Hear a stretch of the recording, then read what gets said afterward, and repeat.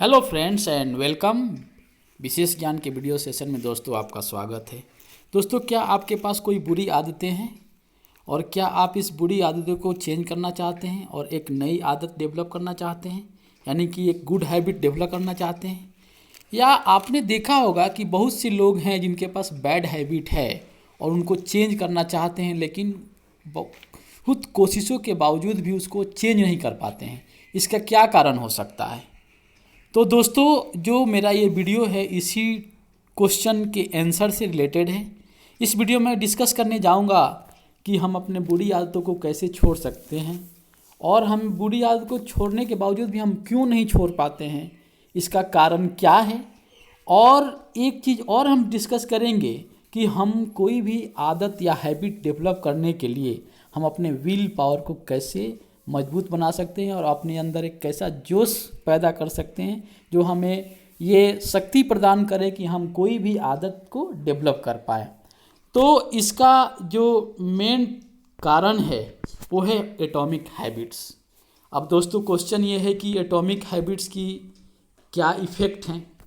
तो अगर हम एटॉमिक हैबिट की बात करें कि why small habits make a big difference, अगर छोटे से बदलाव से बड़ा चेंज कैसे होता है, इसके बारे में हम थोड़ा मैथमेटिक्स के माध्यम से इसको हम वर्णित करना चाहते हैं।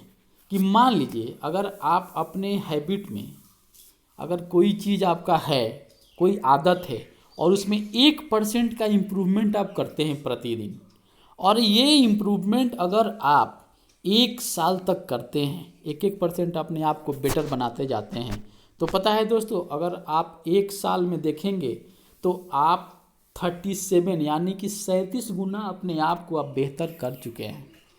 तो ये इसको हम बोलते हैं कंपाउंडिंग इफेक्ट। अगर आप स्मॉल चेंज करते रहें और चेंजेज रेगुलर हैं तो लॉन्ग टर्म में जाकर ये चेंजेज काफ़ी बड़ा नज़र आता है। इसलिए habits are the compound interest of self improvement.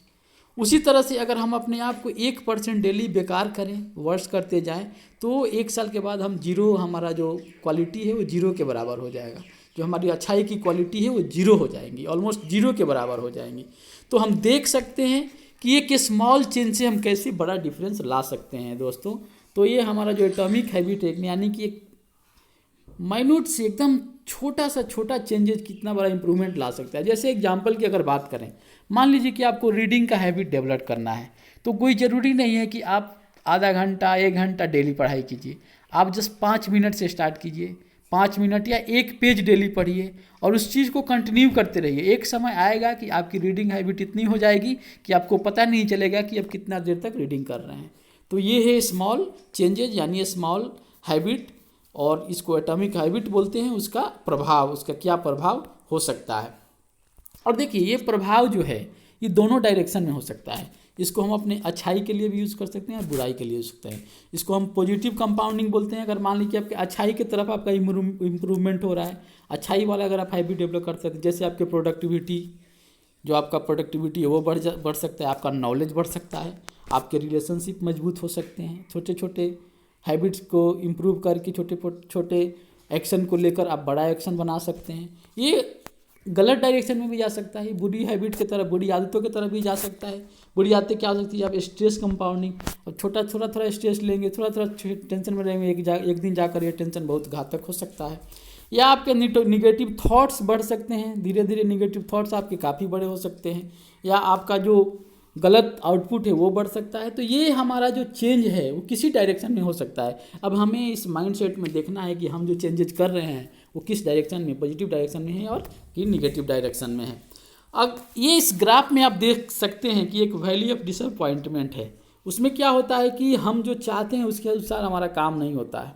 और एक ये इसलिए मैं इस ग्राफ को माध्यम से वर्णित करना चाहता हूँ, एक्सप्लेन करना चाहता हूँ कि जो चेंजेज होते हैं वो बहुत दिन के बाद पता चलता है। अगर आप सोचेंगे कि स्मॉल चेंजेज कर रहे हैं, हमको कुछ दिन में ही उसका रिजल्ट पता चल जाए, तो ऐसा नहीं होता है। आपको कंटिन्यूअस कुछ समय तक ये काम करना पड़ेगा, तब जाकर आप एक मेजर चेंज हासिल कर पाएंगे। तो ये चेंजेज होते हैं, ये चेंजेज होंगे, लेकिन ये चेंजेज जल्दी नहीं होंगे। आपको कंटिन्यूअस इस प्रोसेस को करना पड़ेगा। इसलिए इस ग्राफ के माध्यम से दिखाया गया है कि आप जो चाहते हैं इक्वल जो होता है वो कुछ समय के बाद जाके चेंज होगा अगर आप कंटिन्यूअस स्मॉल चेंजेस कर रहे हैं तो।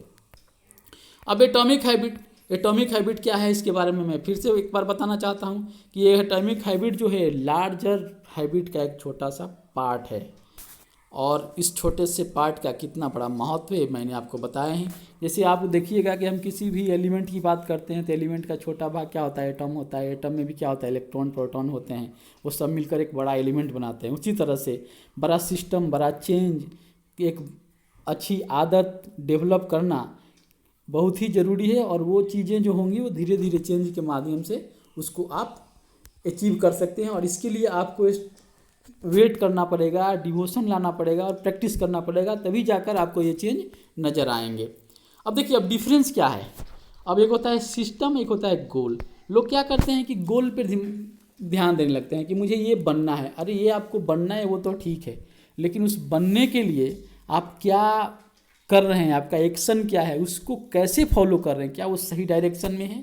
वो सही डायरेक्शन में है तो बहुत बढ़िया है, आप गोल को अचीव कर पाइएगा, और नहीं है तो आप गोल को अचीव नहीं कर पाइएगा। तो लोग क्या करते हैं, गोल का ध्यान देते हैं, लेकिन जो प्रोसेस जो कर रहे हैं, जो एक्शन ले रहे हैं, उसमें उनका ध्यान ही नहीं है, इसलिए वो गोल को अचीव नहीं कर पाते हैं। अब है कि कोई भी लोग अगर चेंजेज चाहते हैं तो वो चेंजेज हो नहीं पाता है। उनके लाखों कोशिश के बाद भी वो एक नया हैबिट डेवलप नहीं कर पाते हैं। इसका कारण क्या हो सकता है? इसके कारण नहीं होने के सिंपल हैं।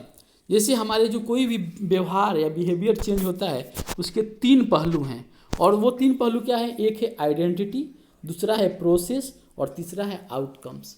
आउटकम्स का मतलब है हमारा रिजल्ट, प्रोसेस का मतलब है हम किस तरीके से मेथड क्या अपना रहे हैं, जिससे हम किस मेथड को फॉलो करते हैं, और आइडेंटिटी है हमारा बिलीफ, हमारा विश्वास।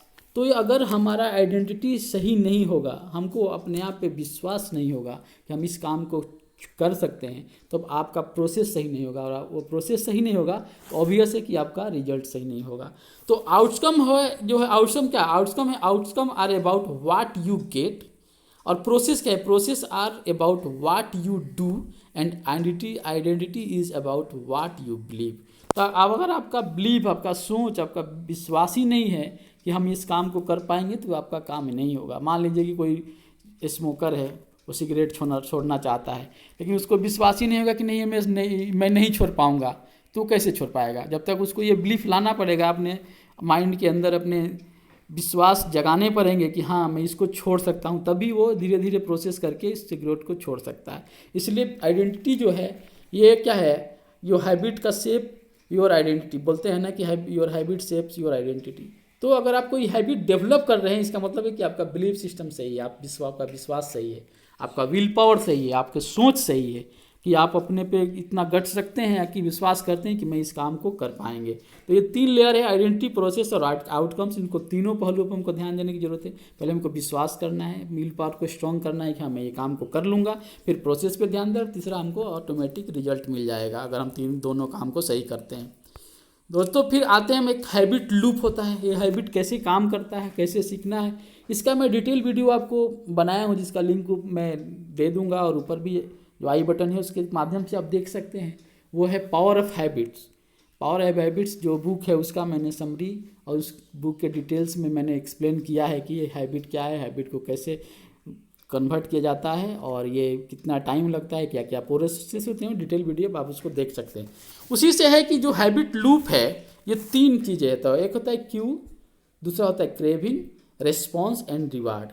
क्यू का मतलब क्या है? क्यू का मतलब है ट्रिगर। मान लीजिए कि अगर किसी चीज़ की आपको ट्रिगरिंग नहीं हो, और कोई चीज़ आपके दिमाग में नहीं आए कि नहीं ये काम करना है, उसको कोई अगर उजागर नहीं करे, कहीं से आपका वो ट्रिगर नहीं हो, तो उस काम को आप शुरू नहीं करेंगे, वो होता है क्यू। दूसरा होता है क्रेविंग। क्रेविंग मतलब मोटिवेशन, उस काम करने के लिए आपको मोटिवेट होना पड़ेगा, तभी आपको काम होगा। और काम को जो मोटिवेट कीजिएगा, जो रिस्पॉन्स आएगा, तो जो रिस्पॉन्स है वो रिस्पॉन्स के बाद आपको क्या मिलेगा? रिवार्ड मिलेगा। रिवार्ड मतलब कि उपहार। अगर आपको उपहार या कोई खुशी अगर फिक्स नहीं हो, कोई अचीवमेंट अगर आपको नहीं दिखे, तो आप कोई काम को नहीं करेंगे। और ये चारों मिलकर क्या करते हैं कि हमारे न्यूरल के मतलब दिमाग में एक लूप बनाते हैं जो क्यू, क्रेविंग, रिस्पॉन्स और रिवार्ड के चारों तरफ घूमते रहता है और एक दूसरे से सब लिंक है। अगर आपको रिवार्ड नज़र नहीं आएगा तो आपको ट्रिगर नहीं होगा, ट्रिगर नहीं होगा तो आप मोटिवेट नहीं होंगे, मोटिवेट नहीं होंगे तो आपका प्रोसेस सही नहीं होगा, रिस्पॉन्स सही नहीं होगा, और रिस्पॉन्स सही नहीं होगा तो आपको रिवार्ड मिलेगा नहीं। तो ये चारों एक दूसरे से रिलेटेड हैं और एक लूप में काम करते हैं, इसी को हम बोलते हैं हैबिट लूप। तो हमें किसी भी हैबिट को डेवलप करने के लिए ये हमें काम से गुजरना पड़ेगा, इन प्रोसेस से गुजरना पड़ेगा जो 4 स्टेप हैं, Q, craving, response and reward. अब हम देखते हैं कि अगर आप कोई भी चेंजेज लाना चाहते हैं, अपने व्यवहार में चेंजेज लाना चाहते हैं तो क्या करने पड़ेंगे। मान लीजिए कि आपको आप एक अच्छा हैबिट डेवलप करना है, तो अच्छे हैबिट डेवलप करने के लिए क्या है, उसके लिए 4 रूल हैं। पहला रूल ये है, या पहला लॉ बोलते हैं उसको क्यू, मैंने पहले बताया कि मेक इट ऑब्वियस। ऑब्वियस का मतलब ये है कि आपको जो ट्रिगरिंग है वो ऐसा नहीं कि ट्रिगर ही, आपको ऐसा माहौल ही नहीं मिल रहा है कि आपको ट्रिगर ही नहीं हो पा रहा है कि हमको क्या करना है, तो वो चीज़ को ऑब्वियस बनाना पड़ेगा। ऑब्वियस बनाएंगे तभी आप उसको अचीव कर पाएंगे। जैसे मान लीजिए कि आप किसी इन्वायरमेंट में रहते हैं कि आपको ट्रिगर करे लोग कि नहीं ये काम करो, ये काम करना चाहिए, वो चीज़ आपको देख कर मिले कि हाँ इसको शुरू करना चाहिए, तो ऐसे माहौल में आपको रहना पड़ेगा और इसको ऑब्वियस बनाना पड़ेगा कि आपको ट्रिगरिंग ऑब्वियस मिल जाए। दूसरा है सेकेंड लॉ क्रेविंग, यानी कि मेक इट अट्रैक्टिव। अगर किसी काम को अट्रैक्टिव नहीं बनाओगे तो उसमें मन नहीं लगता है, तो उसमें आप मोटिवेट नहीं होते हो, तो उस काम को अट्रैक्टिव बनाना पड़ेगा तभी उस काम को आप कर पाइएगा। और चौथा है कि मेक इट ईजी। देखिए अगर बहुत टफ बना देंगे, कठिन हो जाएगा, तो उस काम को, उस प्रोसेस को आप नहीं कर पाइएगा। तभी आप फ्लो स्टेट में जाकर काम कब करेंगे, जब वो काम जो होगा आपके माइंडसेट और आपके स्किल के से बहुत ज़्यादा उसमें डिफरेंस नहीं होगा, तभी आप उसको कर सकते हैं। तो उसको ईजी बनाइए, अपने प्रोसेस को ईजी बनाइए, जो आपका तरीका है उसको इस तरह से बनाइए कि उसमें मन लगे, उससे आप बोरियत फील नहीं हो, उससे आप भागे नहीं। और चौथा है आपका रिवार्ड। वो रिवार्ड जो है आपको सेटिस्फाई होना चाहिए, उसको जो रिवार्ड है आपको मिलने के बाद आपको अंदर से खुशी होना चाहिए कि हाँ मैंने कुछ चीज़ को अचीव किया, तभी जाकर आप एक अच्छा हैबिट को क्रिएट कर सकते हैं और एक अच्छा हैबिट को डेवलप कर सकते हैं। और दोस्तों अच्छा हैबिट डेवलप करने के लिए कम से कम आपको 66 से 67 डेज की ड्यूरेशन की ज़रूरत होती है और उसको फिर बार बार प्रैक्टिस करना पड़ता है, तभी जाकर आप कोई न्यू हैबिट्स को अपने अंदर डेवलप कर पाएंगे। उसी तरह से उल्टा है, अगर मान लो कोई आपको बैड हैबिट है तो उसको अगर आपको छोड़ना है, उसको कम करना है, उसको त्यागना है, तो उसके लिए भी 4 रूल है। और उसके अपोजिट काम करता है उसके लिए, जैसे मेक इट ऑब्वियस था आपको अच्छा हैबिट बनाने के लिए, इसमें क्या है मेक इट इनविजिबल। उसको ऐसा है कि आपको नज़र में ही नहीं है, आपको गलत काम करने के लिए कोई ट्रिगर ही नहीं करे। मान लीजिए कि आपको सिगरेट पीना है और आप दोस्तों, जब भी आपके दोस्त मिलते हैं आपको सिगरेट पीने के लिए उकसाते हैं, तो आप दोस्तों से मिलना कम कर दीजिए, तो आपको ट्रिगर ही नहीं करेंगे कि आप स्मोकिंग के लिए तैयार होइएगा। उसी तरह से सेकंड क्या है क्रेविंग, मेक इट अनअट्रैक्टिव, उसको अनअट्रैक्टिव बना दीजिए ताकि वो गलत काम करने का आपको मोटिवेट ही नहीं हुए। तीसरा क्या है मेक इट डिफिकल्ट, उस काम को इतना डिफिकल्ट बना दीजिए कि वो आप उसको करने में आपका मन नहीं लगे और आपका जो रिजल्ट है, जो रिवार्ड है, उसको अनसेटिस्फाइंग कर दीजिए, उससे आपको सुख नहीं, आप उससे दुख फील करें, तो ऑब्वियस है कि आप उस हैबिट को धीरे धीरे छोड़ पाएंगे। तो ये इस वीडियो में मैंने दोस्तों डिस्कस किया कि हमारा जो हैबिट है वो बुरा हैबिट और अच्छा हैबिट वो दोनों हो सकता है, और हम जो छोड़ना चाहते हैं उस हैबिट को छोड़ने के लिए हमको स्मॉल चेंजेज की ज़रूरत है, और उस स्मॉल चेंजेज के माध्यम से हम उस हैबिट को चेंज कर सकते हैं, जिसको हम बोलते हैं एटॉमिक हैबिट। यानी कि बड़ा हैबिट और बड़ा सिस्टम को चेंज करने के लिए उसमें छोटे छोटे चेंजेस लाने की ज़रूरत है, और छोटे छोटे चेंजेस करने में टाइम लगता है और आप एक समय के बाद आपको रिजल्ट मिलता है। और मैंने बताया था कि क्यों स्मॉल हैबिट कैसे एक बड़ा डिफरेंस लाता है। अगर 1% आप चेंज करेंगे तो 1 साल के बाद आप 37 टाइम्स आप में इम्प्रूवमेंट दिखाई देगा। उसी तरह से मैंने बताया कि आपका जो है सिस्टम है और गोल में डिफरेंट होता है, यानी कि आपका प्रोसेस पे हमको ध्यान देना चाहिए, रिजल्ट पे के माध्यम से हम नहीं सोचते हैं कि हम गोल पे केवल सोचते हैं और प्रोसेस हमारा गलत है, तो हम गोल को अचीव नहीं कर पाएंगे। तो जो हमारा प्रोसेस है वो ज़्यादा इंपॉर्टेंट है गोल के कंपेयर में। और हमने बताया था हैबिट लूप के 4 स्टेप है, Q, craving, response and reward, ये एक लूप में काम करता है और ये चारों एक दूसरे से लिंक है। फिर मैंने 4 लॉ के बारे में बात किया कि अपने व्यवहार को चेंज करने के लिए किस नियम को फॉलो करना है। अगर सही डायरेक्शन में चेंज करना है यानी गुड हैबिट डेवलप करना है तो उसके लिए क्या हमको करना चाहिए, और बैड हैबिट करना है तो उसके लिए क्या करना चाहिए।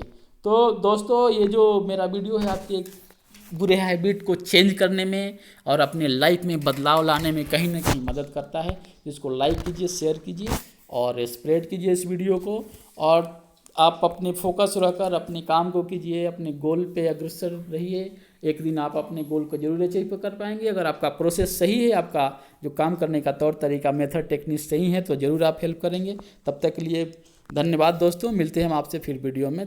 आपका समय शुभ हो।